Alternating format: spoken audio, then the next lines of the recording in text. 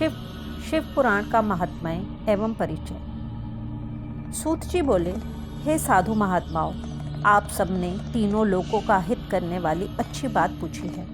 मैं गुरुदेव व्यास जी का स्मरण करके आप लोगों के स्नेहवश इस विषय का वर्णन करूंगा। आप लोग आदरपूर्वक सुनिए। सबसे उत्तम जो शिव पुराण है वह वेदांत का सार सर्वस्व है तथा वक्ता और श्रोता का समस्त पाप राशियों से उद्धार करने वाला है। इतना ही नहीं, वह परलोक में परमार्थ वस्तु को देने वाला है। कली की कल्मश राशि का वह विनाशक है। उसमें भगवान शिव के उत्तम यश का वर्णन है। हे ब्राह्मणों, धर्म, अर्थ, काम और मोक्ष, इन चारों पुरुषार्थों को देने वाला वह पुराण सदा ही अपने प्रभाव से विस्तार को प्राप्त हो रहा है। हे विप्रवरों, उस सर्वोत्तम शिव पुराण के अध्ययन मात्र से वे कलियुग के पापासक्त जीव श्रेष्ठतम गति को प्राप्त हो जाएंगे। अहो, ब्रह्म हत्या आदि महान पाप तभी तक रहेंगे, अर्थात अपने फल को देने में समर्थ होंगे, जब तक जगत में शिव पुराण का उदय नहीं होगा। आशय यह है कि शिव पुराण सुनने के बाद अंतःकरण शिव भक्ति परायण होकर अतिशय स्वच्छ हो जाएगा। अतः किसी भी पाप कर्म में मानव की प्रवृत्ति ही नहीं होगी। तब ब्रह्म हत्या आदि भयंकर पाप न होने के कारण उस पाप के फल भोग की संभावना ही नहीं है। कलियुग के महान उत्पात तभी तक निर्भय होकर विचरेंगे जब तक यहाँ जगत में शिव पुराण का उदय नहीं होगा। सभी शास्त्र परस्पर तभी तक विवाद करेंगे जब तक जगत में शिव पुराण का उदय नहीं होगा, अर्थात शिव पुराण के आ जाने पर किसी प्रकार का विवाद ही नहीं रह जाएगा। सभी प्रकार से मुक्ति प्रदाता यही रहेगा। अहो, महान व्यक्तियों के लिए भी तभी तक शिव का स्वरूप दुर्बोध्य रहेगा जब तक इस जगत में शिव पुराण का उदय नहीं होगा। अहो, क्रूर यमदूत तभी तक निर्भय होकर पृथ्वी पर घूमेंगे जब तक जगत में शिव पुराण का उदय नहीं होगा। सभी पुराण पृथ्वी पर गर्जन तभी तक करेंगे जब तक शिव पुराण का जगत में उदय नहीं होगा। इस पृथ्वी पर तीर्थों का विवाद तभी तक रहेगा जब तक इस जगत में शिव पुराण का उदय नहीं होगा। आशय यह है कि मुक्ति प्राप्त्यर्थ एवं पाप के नाश के लिए मानव विभिन्न तीर्थों का सेवन करेंगे, किंतु शिव पुराण के आने के बाद सभी लोग सभी पापों के नाश के लिए शिव पुराण का ही सेवन करेंगे। सभी मंत्र पृथ्वी पर तभी तक आनंद पूर्वक विवाद करेंगे जब तक पृथ्वी पर शिव पुराण का उदय नहीं होगा। सभी क्षेत्र तभी तक पृथ्वी पर विवाद करेंगे जब तक पृथ्वी पर शिव पुराण का उदय नहीं होगा। सभी पीठ तभी तक पृथ्वी पर विवाद करेंगे जब तक पृथ्वी पर शिव पुराण का उदय नहीं होगा। सभी दान पृथ्वी पर तभी तक विवाद करेंगे जब तक शिव पुराण का पृथ्वी पर उदय नहीं होगा। सभी देवगण तभी तक पृथ्वी पर विवाद करेंगे जब तक शिव पुराण का पृथ्वी पर उदय नहीं होगा। सभी सिद्धांत तभी तक पृथ्वी पर विवाद करेंगे जब तक शिव पुराण का पृथ्वी पर उदय नहीं होगा। हे विप्रो, हे श्रेष्ठ मुनिगण, इस शिव पुराण के कीर्तन करने और सुनने से जो जो फल होते हैं उन फलों को मैं संपूर्ण रूप से नहीं कह सकता हूँ, अर्थात शब्दों के द्वारा इसके सभी फलों को नहीं कहा जा सकता है। हे निष्पाप मुनिगण, तथापि शिव पुराण का कुछ महात्म्य आप लोगों से कहता हूँ जो व्यास जी ने पहले मुझसे कहा था। आप लोग चित्त लगाकर ध्यान पूर्वक सुनो। जो भक्ति पूर्वक इस शिव पुराण का एक श्लोक या आधा श्लोक भी पढ़ता है वह उसी क्षण पाप से छुटकारा पा जाता है। जो आलस्य रहित होकर प्रतिदिन भक्ति पूर्वक इस शिव पुराण का यथाशक्ति पाठ करता है वह जीवन मुक्त कहा जाता है। जो इस शिव पुराण की सदा पूजा करता है वह निस्संदेह प्रतिदिन अश्वमेध यज्ञ का फल प्राप्त करता है। जो व्यक्ति साधारण पद की प्राप्ति की इच्छा से इस शिव पुराण को मुझसे अथवा अन्य किसी से सुनता है वह भी पातकों से मुक्त हो जाता है। जो इस शिव पुराण को समीप से प्रणाम करता है वह सभी देवों की पूजा का फल प्राप्त करता है, इसमें संशय नहीं है।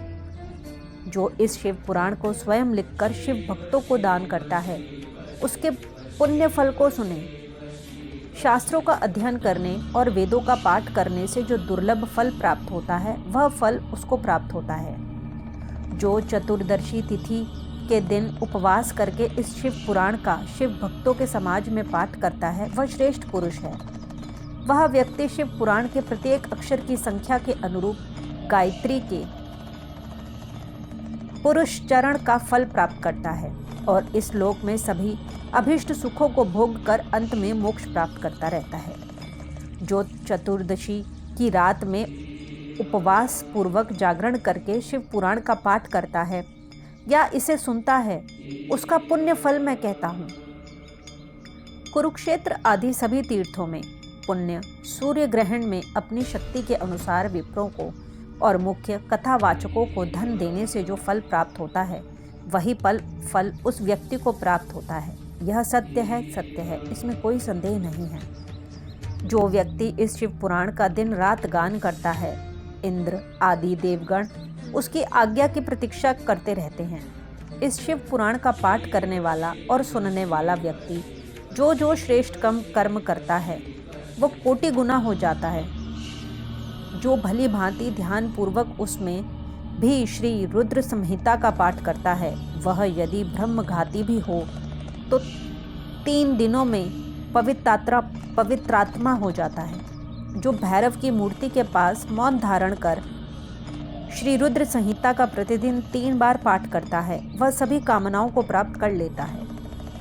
जो व्यक्ति वट और बिल्व वृक्ष की प्रदक्षिणा करते हुए उस रुद्र संहिता का पाठ करता है वह ब्रह्म हत्या के दोष से भी छुटकारा पा जाता है।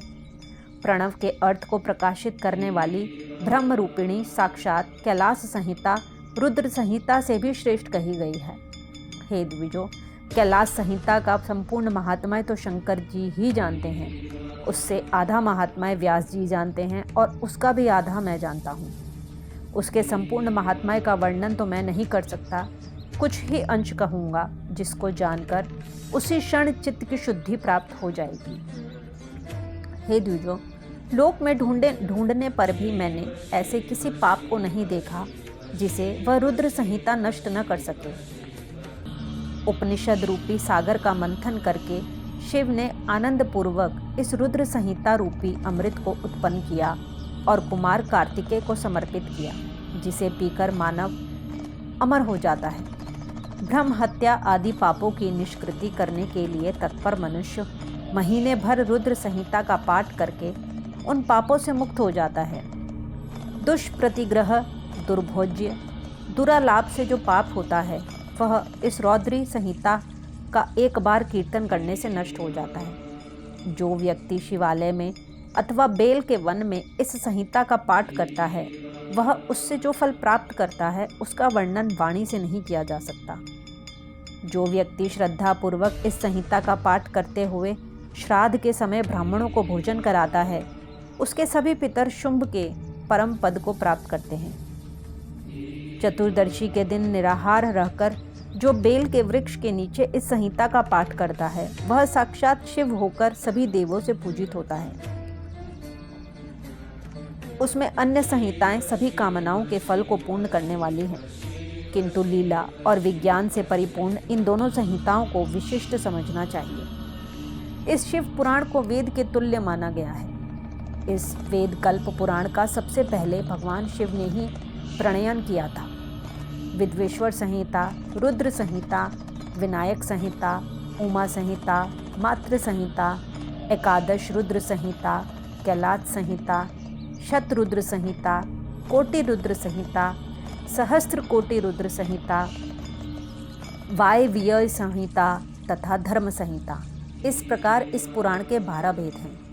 ये 12 संहिताएं अंतिम पुण्यमयी मानी गई हैं। ब्राह्मणों, अब मैं उनके श्लोकों की संख्या बता रहा हूँ, आप लोग वह सब आदरपूर्वक सुने। विद्वेश्वर संहिता में 10,000 श्लोक हैं। रुद्र संहिता, विनायक संहिता, उमा संहिता और मातृ संहिता, इनमें से प्रत्येक में 8-8 हजार श्लोक हैं।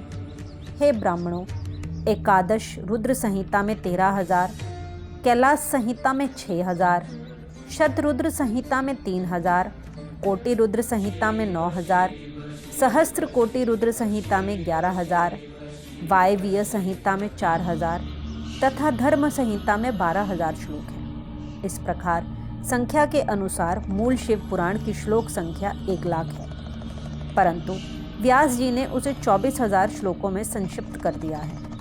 पुराणों की कर्म संख्या के विचार से इस शिव पुराण का स्थान चौथा है। इसमें 7 संहिताएं हैं। पूर्व काल में भगवान शिव ने श्लोक संख्या की दृष्टि से 100 करोड़ श्लोकों का एक ही पुण्य ग्रंथ बनाया था। सृष्टि के आदि में निर्मित हुआ वह पुराण साहित्य अत्यंत विस्तृत था। तत्पश्चात द्वापर आदि युगों में दैवाप्यन, व्यास आदि महर्षियों ने जब पुराण का 18 भागों में विभाजन कर दिया, उस समय संपूर्ण पुराणों का संक्षिप्त स्वरूप केवल 4,00,000 श्लोकों का रह गया। श्लोक संख्या के अनुसार यह शिव पुराण 24,000 श्लोकों वाला कहा गया है। यह वेद तुल्य पुराण 7 संहिताओं में विभाजित है। इसकी पहली संहिता का नाम विद्वेश्वर संहिता है, दूसरी रुद्र संहिता समझनी चाहिए, तीसरी का नाम शतरुद्र संहिता, चौथी का कोटि रुद्र संहिता, पांचवी का नाम उमा संहिता, छठी का कैलाश संहिता और सातवीं का नाम वायवीय संहिता है। इस प्रकार ये 7 संहिताएं मानी गई हैं। इन 7 संहिताओं से युक्त दिव्य शिव पुराण वेद के तुल्य प्रामाणिक तथा सबसे उत्कृष्ट गति प्रदान करने वाला है। 7 संहिताओं से समन्वित इस संपूर्ण शिव पुराण को जो आद्योपांत आदर पूर्वक पढ़ता है वह जीवन मुक्त कहा जाता है। वेद, स्मृति, पुराण, इतिहास तथा सैकड़ों आगम इस शिव पुराण की अल्प कला के समान भी नहीं है। यह निर्मल शिव पुराण भगवान शिव के द्वारा ही प्रतिपादित है। शैव शिरोमणि भगवान व्यास ने इसे संक्षेप कर संकलित किया है। यह समस्त जीव समुदाय के लिए उपकारक, त्रिविध तापों का नाशक, तुलना रहित एवं सत्पुरुषों को कल्याण प्रदान करने वाला है। इसमें वेदांत, विज्ञानमय प्रधान तथा निष्कपट धर्म का प्रतिपादन किया गया है। यह पुराण ईर्ष्या रहित अंतःकरण वाले विद्वानों के लिए जानने की वस्तु है।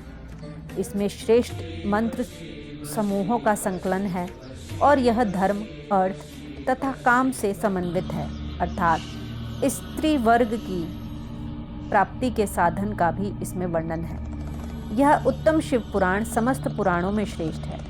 वेद वेदांत में वेद्य रूप से विलसित परम वस्तु परमात्मा का इसमें गान किया गया है। जो बड़े आदर से इसे पढ़ता और सुनता है वह भगवान शिव का प्रिय होकर परम गति प्राप्त कर लेता है। इस प्रकार श्री शिव महापुराण के अंतर्गत प्रथम विद्वेश्वर संहिता में मुनि प्रश्नोत्तर वर्णन नामक दूसरा अध्याय पूर्ण हुआ।